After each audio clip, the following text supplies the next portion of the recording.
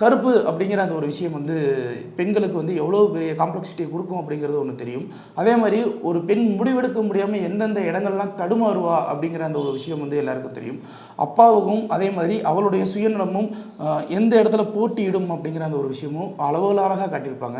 அதே மாதிரி ஒரு அம்மாவுக்கும் அப்பாவுக்கும் இருக்கிற அந்த உறவு, அதுக்குள்ளே இருக்கிற ஒரு உளவியல் சிக்கல் எப்படி இருக்குது அப்படிங்கிற ஒரு விஷயத்தை காட்டுவாங்க.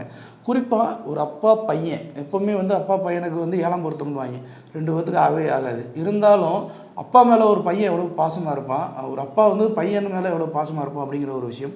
இது எல்லாத்தையும் விட எல்லா நடிகர்களுடைய நடிப்பு அவ்வளோ அருமையாக இருந்துச்சு. இதில் ஒரு குழந்தை ஒன்று, ஒரு குழந்தை நட்சத்திரமாக வந்து, அதாவது கதாநாயகி அவர்கள் ரோஷினி ஹரிப்பிரியனுடைய குழந்தை பருவத்தில் ஒரு பெண் நடித்திருக்கும்.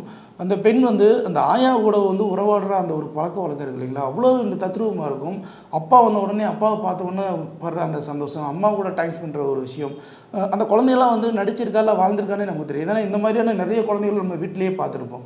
அந்த மாதிரி இப்போ கதை மாந்தர்கள் எல்லாத்தையுமே அவ்வளோ அழகாக தேர்ந்தெடுத்திருப்பாங்க.